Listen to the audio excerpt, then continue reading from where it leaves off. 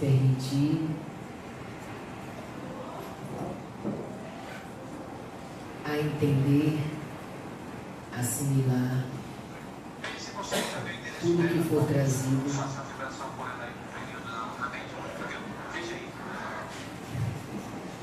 do espiritual e aceitação de todas as vibrações que virão do alto.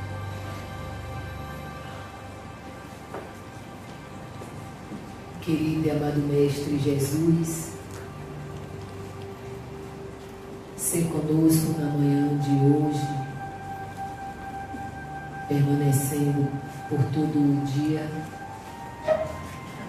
nos trazendo o desejo de aprender, de compartilhar e de transformar tudo que nos chega como desafio. Permite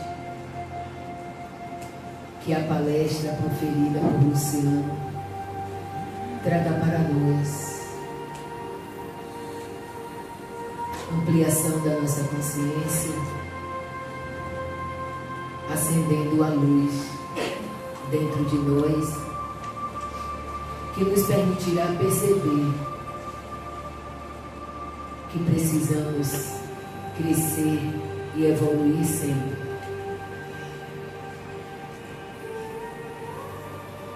Permite que Luciano possa ser intuído em tudo que for dito na manhã de hoje. Ficar conosco, nos protegendo e amparando, agora e sempre. Que assim seja.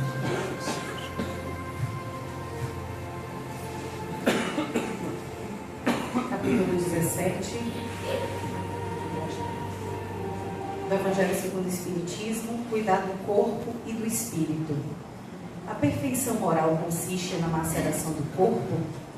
Para resolver esta questão, eu me apoio sobre os princípios elementares e começo por demonstrar a necessidade de cuidar do corpo, que, segundo as alternativas da saúde e da doença, influi de maneira muito importante sobre a alma, que é preciso considerar como cativa na carne. Para que essa prisioneira viva se divirta e conceba mesmo as ilusões da liberdade, o corpo deve estar são, disposto, vigoroso. Sigamos a comparação.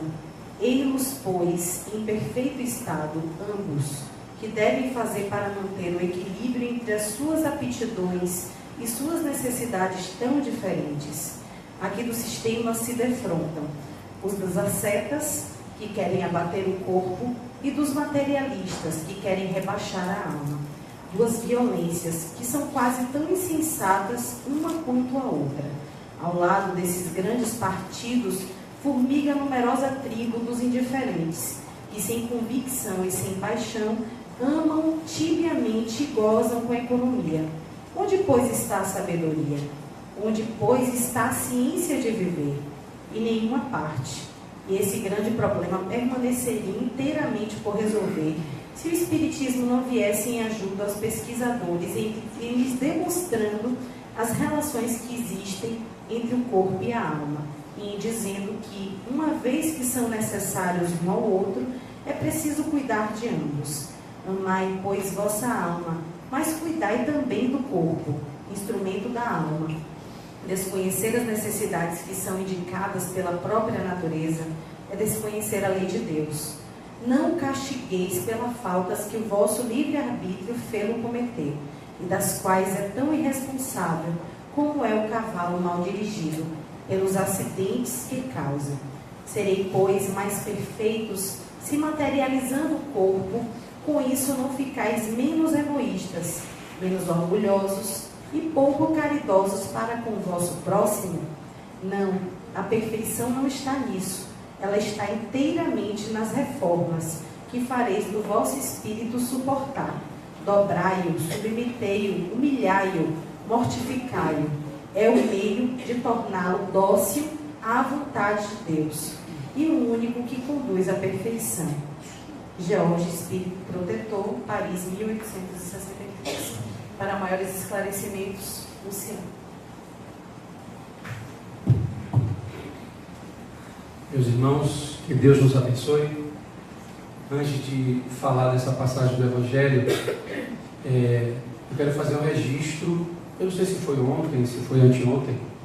Eu recebi um zap de que desencarnou Gasparetto. E eu me lembrei quando eu conheci o Espiritismo. Ele tinha um programa na Rede Bandeirante, Terceira Visão. E na verdade eu quero ressaltar, quero fazer um registro da importância de Gasparetto para o Espiritismo. Há 30 anos atrás, quando a gente ouvia o programa Terceira Visão, ele já trazia novidades como médium que pintava os quadros na pintografia e se destacou muito no mundo inteiro. Medrado, inclusive, numa mensagem fala que em todos os lugares do mundo que ele chegou, as pessoas perguntavam se ele conhecia Gasparetto, pelo nível de mediunidade dele, pela clareza que trazia, pelas obras que ele fez. Depois a mãe dele veio escrever muitos livros, que muita gente conhece, Zília Gasparetto, alguns romances, pelo menos deve ser uns 16 ou 20 romances.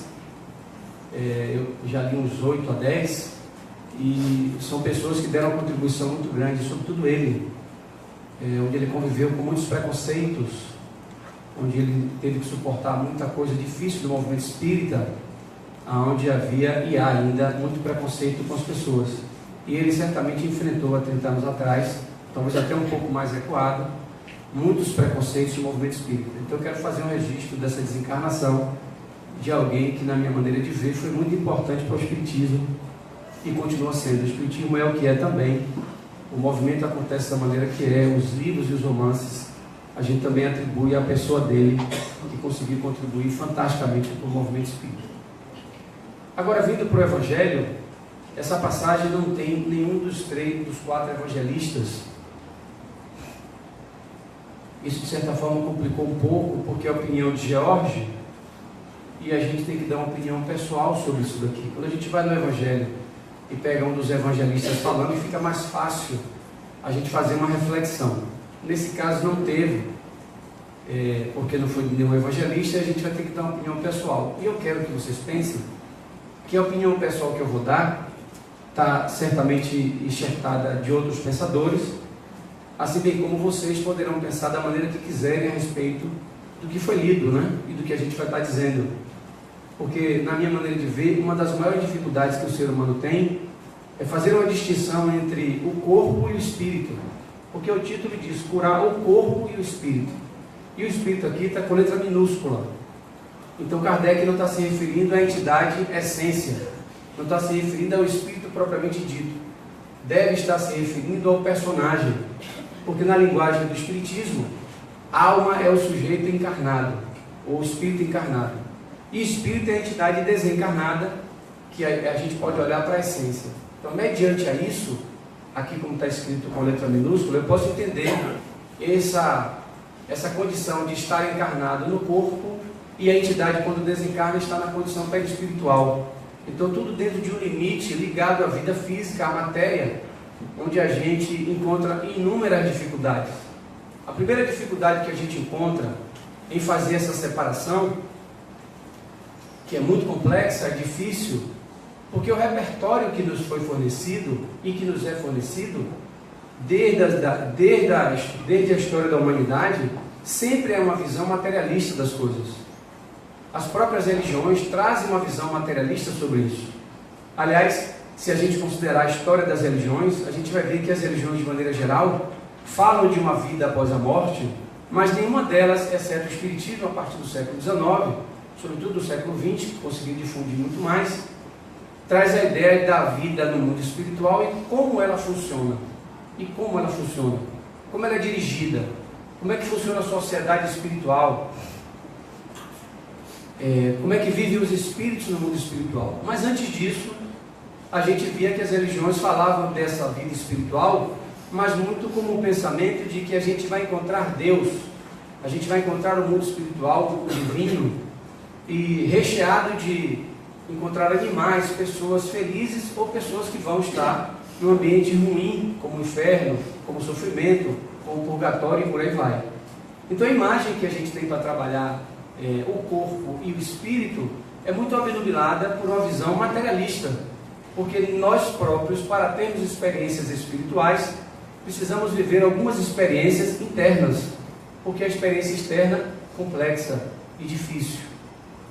Agora, mais que isso é que quando a gente reencarna, quando o espírito se acopla ao corpo, ele tende a ter apego ao corpo, né? Ele tende a estar ligado ao corpo. Haja vista a relação entre mãe e filho até determinada idade é de apego, né? A criança vive um mundo narcisista, onde a coisa mais importante que existe no mundo é ele, e para a mãe dele é ele, e para ele é a própria mãe.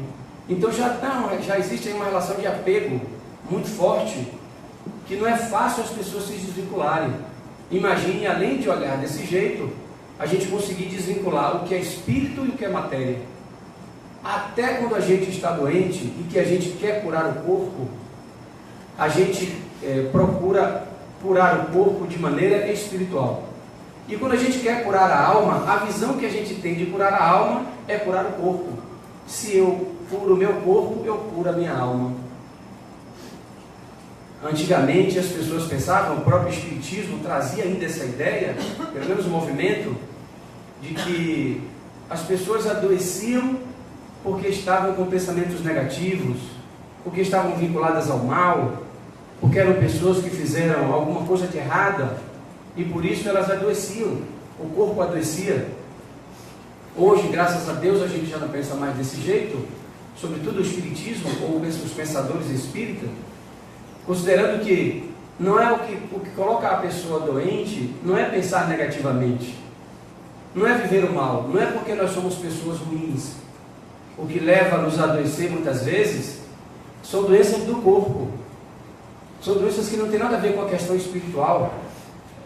Aliás, quando é dito que a alma é doente, é necessário a gente fazer uma reflexão.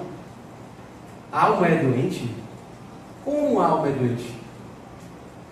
Como seria a doença da alma? A gente às vezes atribui, por exemplo, o câncer como uma doença da alma, expressando sentimentos, expressando a alma, trazendo seus conflitos, suas dificuldades, mas que no fundo ali é uma marca, ali é um estigma, um registro, que normalmente é de encarnações anteriores, onde aquela personalidade, aquela entidade espiritual não se desvinculou da marca. Por isso traz o registro de maneira estigmatizada na alma e aparece a doença. Mas a alma não pode ter tuberculose, a alma não pode ter diabetes, não pode ter problema no joelho, a alma não pode ter problema de cegueira, a alma não tem doença física, não fica gripada. Senão eu fiquei gripado outro dia aí, até hoje a gripe não foi embora, até hoje eu estou tossindo, que coisa incrível. Alma, qual é a doença da alma então? Qual é a doença que a gente pode dizer, essa alma está doente? Já que a alma não pode adoecer, não pode chegar no mundo espiritual a doença, porque ao espírito só chegam virtudes. No espírito não pode chegar a doença porque é como se fosse a caixa preta, o registro das coisas. Então a única doença que a alma pode ter, e sem dúvida alguma essa é uma doença grave, séria, que deve ser cuidada e tratada, e penso eu que o Espiritismo se propõe a fazer isso, é a ignorância. O grande mal da humanidade, a grande doença da alma é a ignorância, é não ter conhecimento das coisas. Como nos foi ensinado antes, o pensamento religioso, que quando nós éramos pessoas pecaminosas, quando nós cometíamos equívoco na vida, para nós sermos absolvidos, nós teríamos que nos tornarmos pessoas boas. Então, as pessoas se vinculam muitas vezes a uma religião e se tornam pessoas boazinhas. A gente faz meia dúzia de perdão, a gente faz caridade, aqui no caso da caridade do Joana de Ângeles, dentre outras coisas, é fazer o trabalho com o trabalho social Badu. Uma vez por mês, distribui a cesta, faz as oficinas, faz um trabalho de integração com eles, faz um trabalho de acolhimento, uma ideia de inserção no mercado de trabalho, profissionalizando, e aí a gente se sente, muitas vezes, quites com a vida, porque nos tornamos essa pessoa caridosa. A gente, às vezes, perdoa alguém, ou algumas pessoas, e a gente acha que esse movimento é um movimento que vai me colocar numa condição de espírito, com lucidez espiritual, onde eu vou ter valores espirituais e evoluir, e me torno um espírito melhor do que o que eu sou. Naturalmente, essas ideias são maravilhosas, o caminho é esse, o processo tem que ser desse jeito. A gente começa devagar fazendo as coisas, mas não seria só isso. Isso não seria suficiente para levar uma entidade espiritual efetivamente a evoluir. Quando a gente debruça-se nos livros espíritas, nos livros de filosofia, nos livros de psicologia, e vê o comportamento humano, tanto religioso quanto o comportamento na vida, a gente enxerga claramente que nós precisamos desenvolver conhecimentos. Precisamos desenvolver habilidades para lidar com o mundo. O que leva os espíritos a se tornarem superiores é a capacidade de lidar com a vida, é a capacidade de enfrentar os problemas, é a amplitude que faz com que olhem para a vida de maneira diferente, porque eles vivem os mesmos problemas que nós vivemos.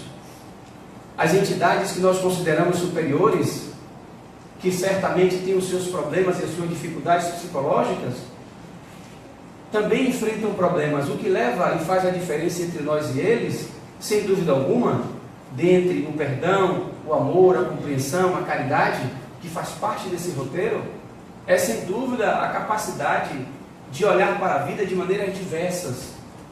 Muitas vezes as pessoas sofrem, sentem dores e adoecem por ignorância, porque não enxerga, e está no livro dos Espíritos, onde estão escritas as leis de Deus. Os Espíritos respondem que as leis de Deus estão escritas na consciência do homem.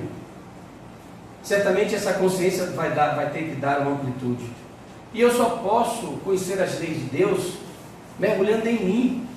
Eu não posso conhecer as leis de Deus no que os livros trazem, inclusive os livros de religião, porque as religiões não foram capazes e nunca serão capazes de trazer as leis de Deus trazidas por Deus.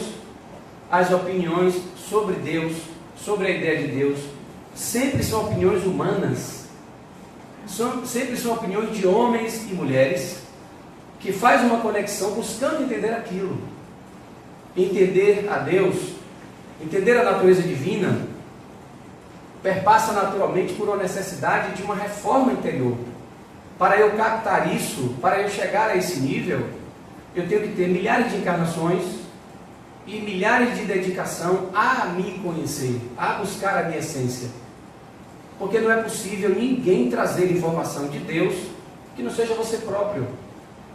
Haja vista a evolução espiritual considerando os animais como princípios espirituais, são inferiores a nós, porque não atingiram a individualidade, não são seres que mandam na sua própria vida, não são individualidades que são responsáveis pelo seu caminho, estão submetidos a uma lei geral, a uma ideia coletiva, onde existem leis rígidas para acontecerem as coisas, diferente de nós.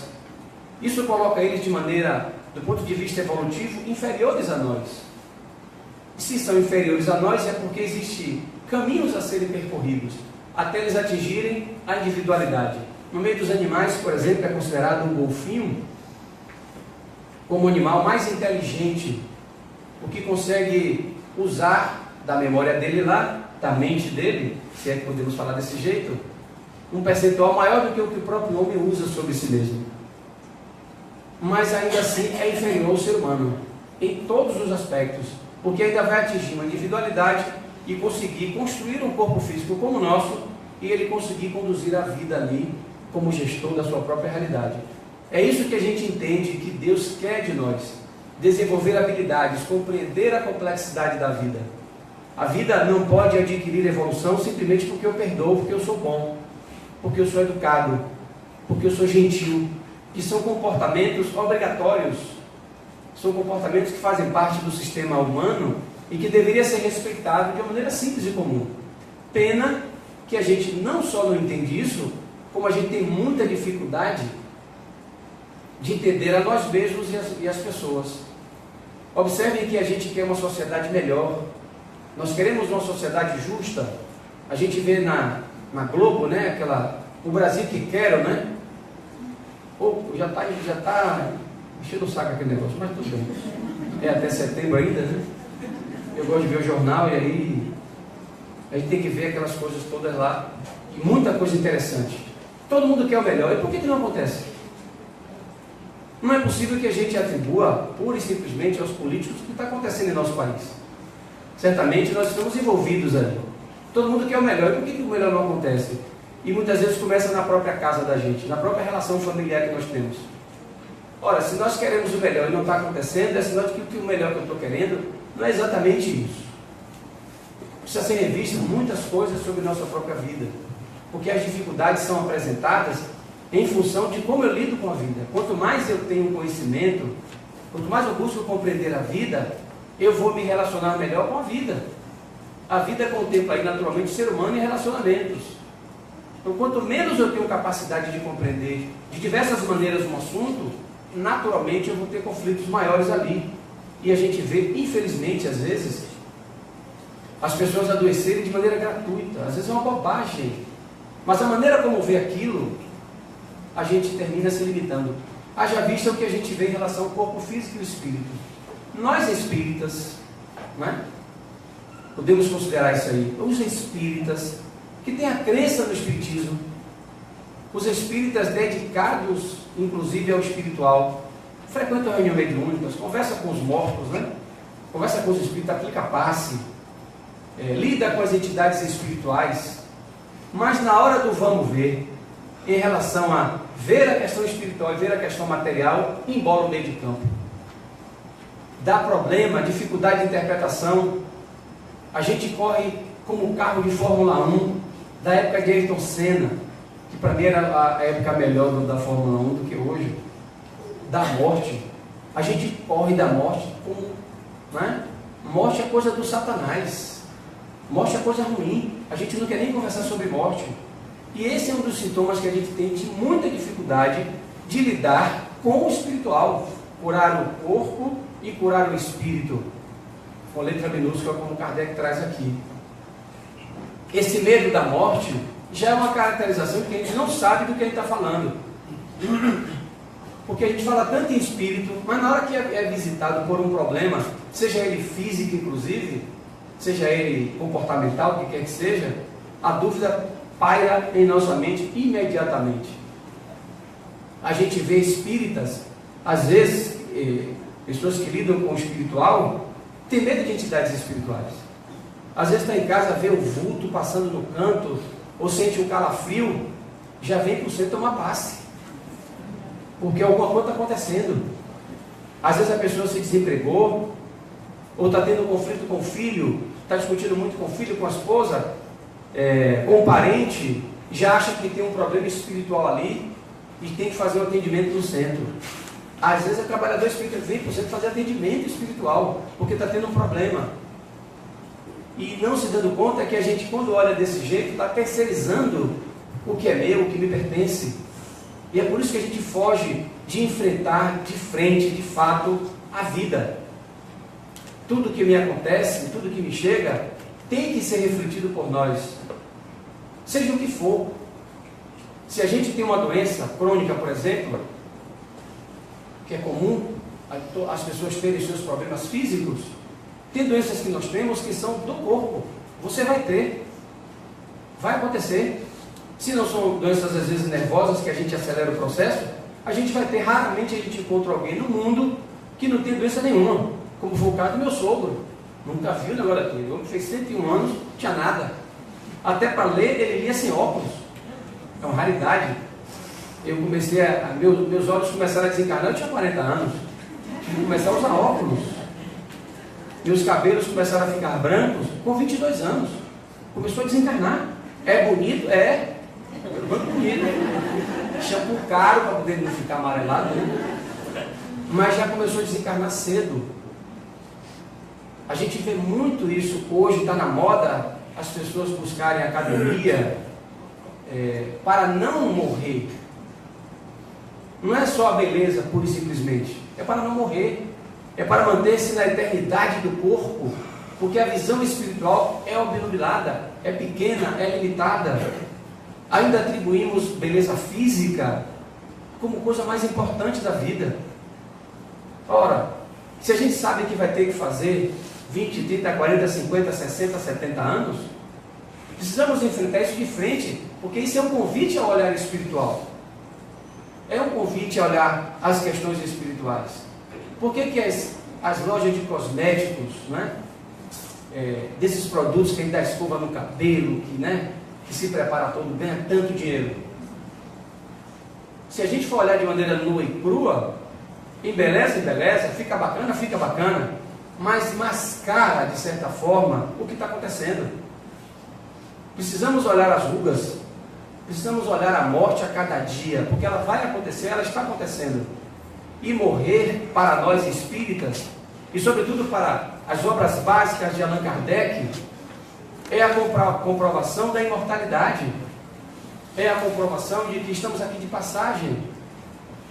Aliás, é necessário o que para a gente saber que estamos de passagem?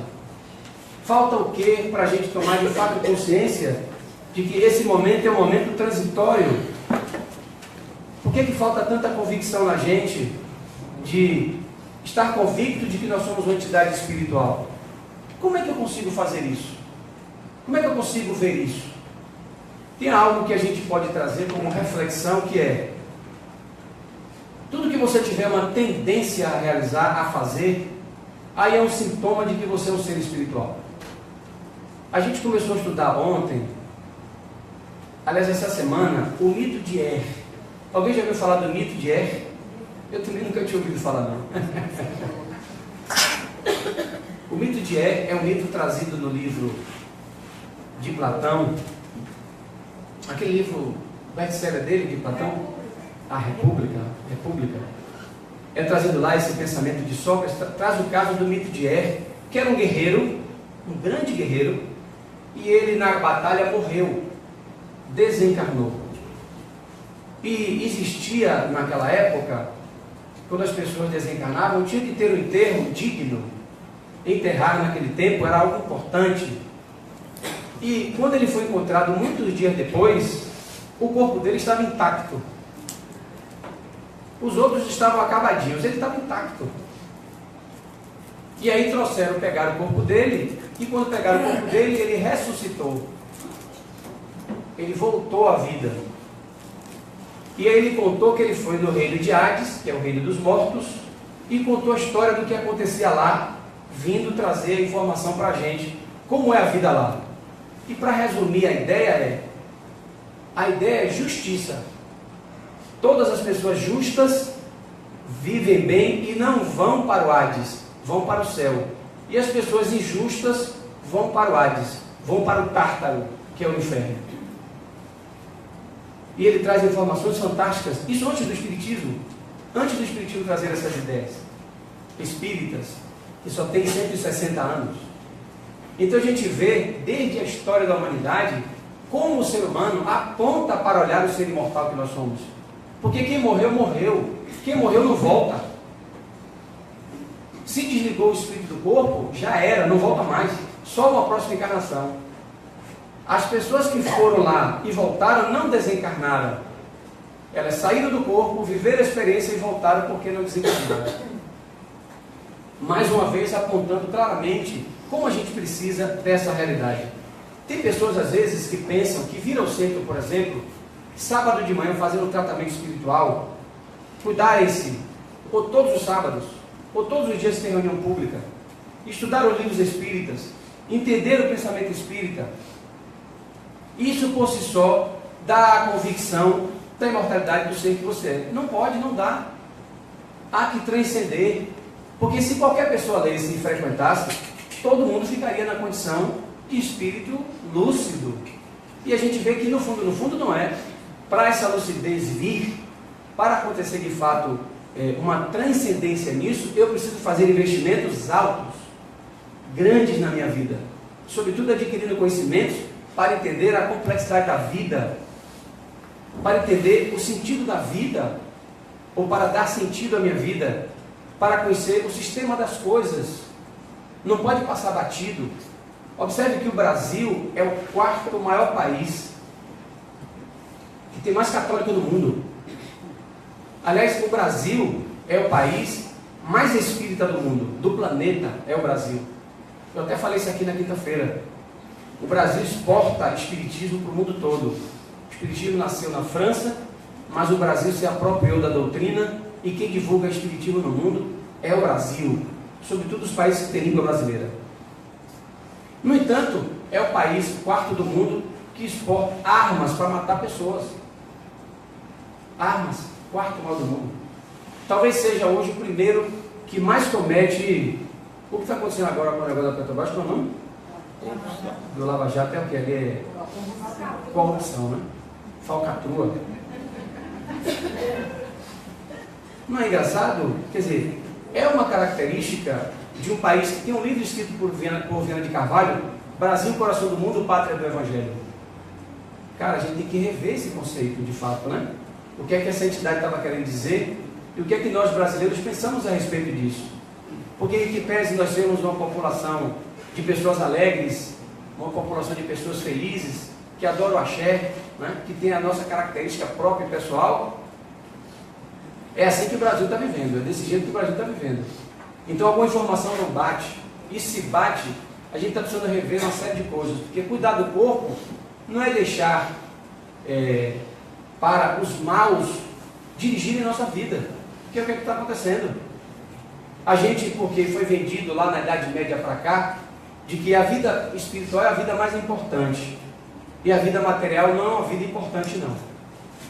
E as pessoas desprezaram, e de certa forma às vezes desprezam a relação humana. Aliás, isso foi um problema em determinado momento na sociedade, porque se a espiritual é a melhor, então eu vou me dedicar ao espiritual e vou esquecer a vida material.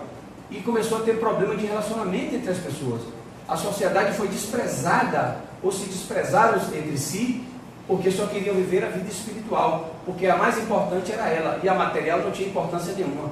É como se a gente tomasse um banho, tomou banho, chega no hospital de banho tomado, ou seja, sacudi o corpo, limpei o corpo, não preciso mais. Lei do engano. Tanto o material quanto o espiritual são importantes tanto quanto. Não existe uma mais importante que a outra.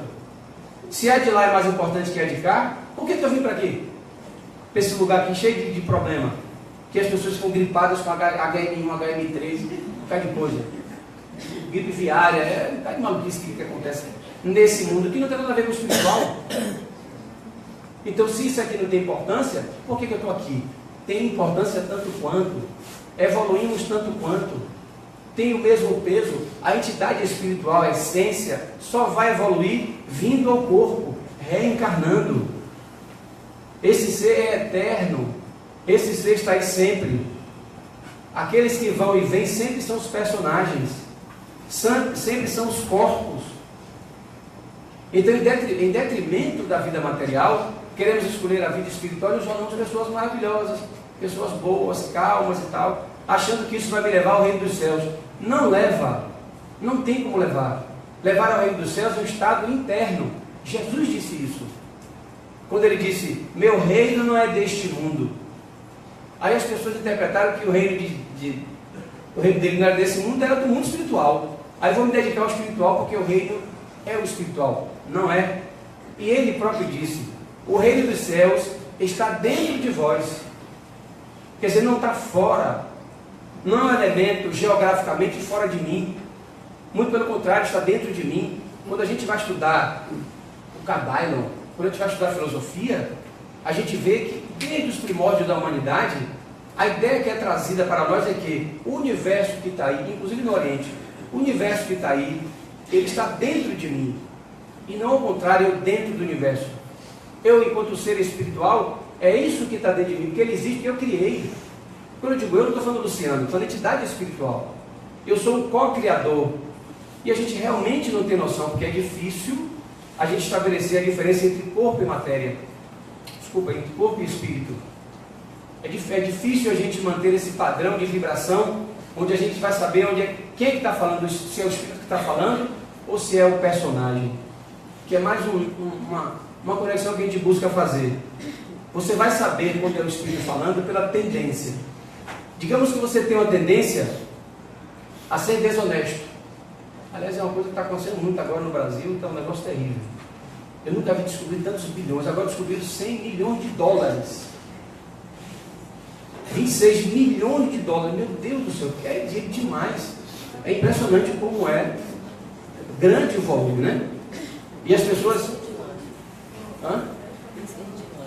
Por isso que está faltando sempre em algum lugar. Então a gente tem essa capacidade. Eu até esqueci o que eu falei. Vou falar de mensalão, não sei assim agora. A tendência do espírito. Então quando você vê que você tem uma tendência a ser desonesto, fique esperto. Porque ninguém sabe que você tem tendência, quem sabe é você. Dá um negocinho por dentro. Eu trabalhei no Banco Nacional 10 anos. Eu saí do banco quando o Unibanco comprou o Banco Nacional. E a gente trabalhava, há anos atrás, tem mais de 35 anos já, trabalhava fazendo envelopamento do Paz Mendonça. Quem não lembra do Paz Mendonça?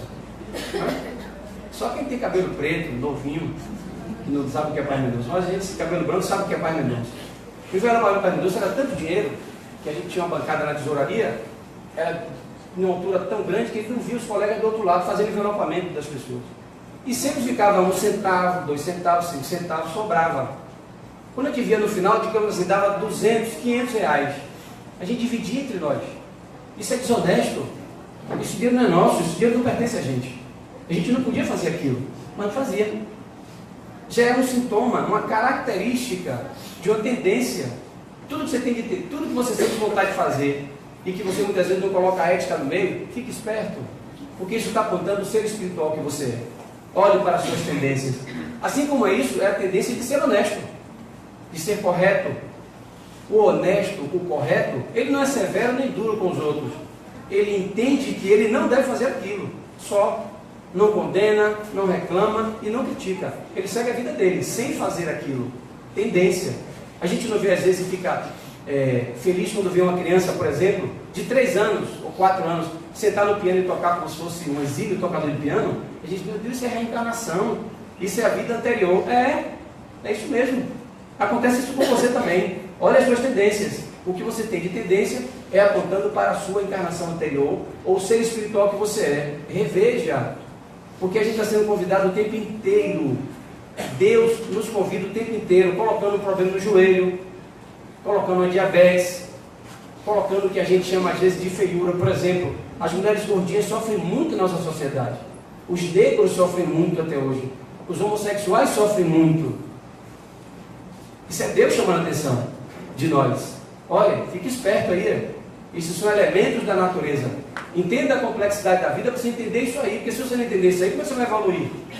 Como é que eu vou evoluir e quero estar num lugar melhor se você passa no ônibus às vezes ou até no carro e uma pessoa joga uma lata de cerveja no chão? Como é que a gente quer ir para um mundo melhor se a gente faz essas coisas ainda, né? Como é que a gente quer um mundo melhor se na hora que a gente está numa fila, a gente fura a fila? Porque a gente quer chegar na frente, porque o nosso tempo é mais importante que o dos outros, né? Então cuidar do corpo e cuidar do espírito é tratar os dois em pé de igualdade, é respeitar os dois dentro das suas condições e despertar cada vez mais para uma viagem interior.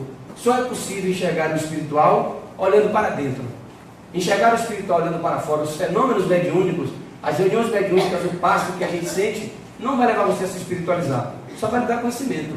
Espiritualizar-se é fazer com que essa mensagem mude meu comportamento interno, o meu olhar da vida para a vida, né? A maneira como eu enxergo e me relaciono na vida e com as coisas e com as pessoas.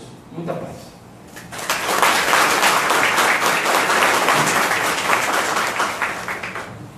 Vamos ao sorteio do livro Jesus e Cristo, Diferenças e Semelhanças, de Adenauer Martins.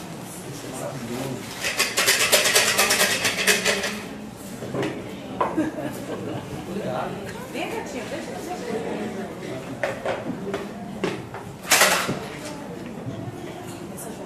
Já chegou a hora. Número 9. Norma Lúcia Matos. Obrigado.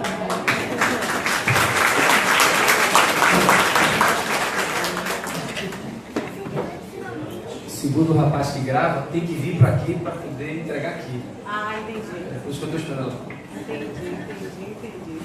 Rapaz que grava.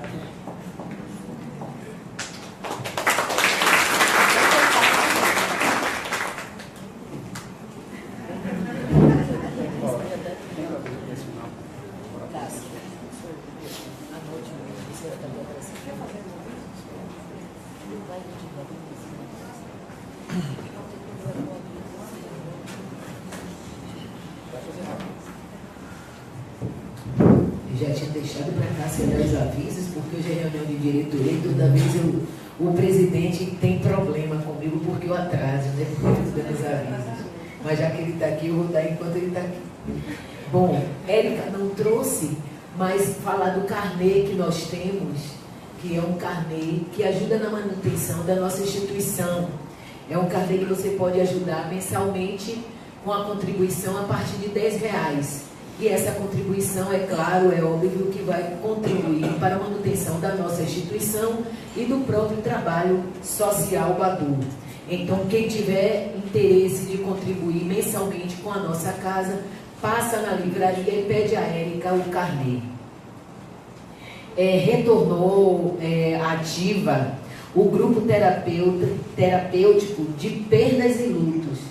Robélia, semana passada, falou desse grupo, ela está ali, a pessoa responsável.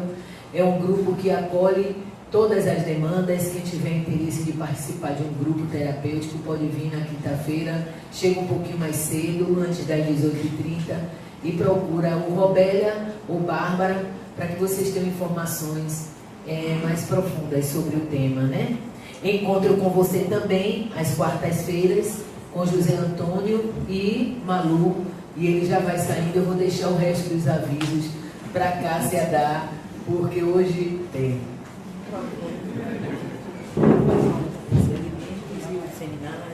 Pronto, gente. Agora passando a sequência do Jornal Nacional, né?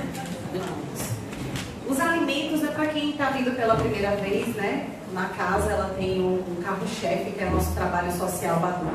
Atende 140 famílias, nós fazemos um encontro a cada terceiro domingo do mês. E nesses encontros nós temos, né, dentre as atividades, palestras psicoeducativas, oficinas de culinária, de artesanato, de personalização de eventos. E nós temos uma isca, né? Porque o principal objetivo é trazer, despertar consciência para essas mães. Mas nós também entregamos as cestas para essas mães e pais, porque são 3 pais que também fazem parte desse grupo, né? E os alimentos que estão faltando são 33 quilos de feijão, 19 quilos de arroz, 90 quilos de farinha, 52 pacotes de macarrão, 83 flocos de milho e 30 latinhas de sardinha. Muitos alimentos nós já conseguimos arrecadar e o próximo encontro vai acontecer no dia 20, né? Dia 19 até dia 19 de manhã, que é o sábado, nós estamos recebendo os alimentos até 7h30 da manhã para a confecção das cestas. Se vocês puderem, não, vocês vão poder, porque vocês vão arrecadar em casa, com os colegas de trabalho, com o vizinho, botar as crianças. Ah, gente, criança para arrecadar alimento é maravilhosa. E vocês vão ajudar o trabalho social.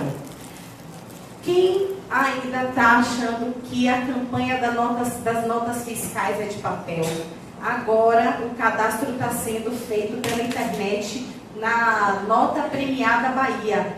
Aí vocês fazem um cadastro lá com o nome da instituição social. Tem uma outra instituição também que vocês podem beneficiar, como um hospital, enfim. E vocês vão colocar o nome da casa, Centro Espírita Casa de Redenção Joana de Ângeles. Não vai precisar mais trazer nota em papel para ajudar a casa. E o seminário, O Espírito e o Século XXI com Adenauer Novaes. É a primeira vez que ele vai estar falando sobre esse assunto. Ele vai trazer esse assunto no dia 26 de maio, um seminário que vai acontecer aqui na casa. É um sábado pela manhã, às 9 horas da manhã. Não vai ter palestra nesse dia. E quem tiver interesse, o valor da inscrição pode ser pago lá na recepção. Sensacional. Quem for participar vai estar vendo pela primeira vez, junto com o expositor, que é a primeira vez que ele vai estar fazendo, né, a exposição desse tema. E vamos orar. Vamos nos colocando numa posição mais confortável. Elevando o pensamento ao alto. Chamando nossos amigos, passistas, encarnados e desencarnados, para contribuírem com a troca de energias. Nesse momento, essa sala se encontra cheia de amor, de compreensão,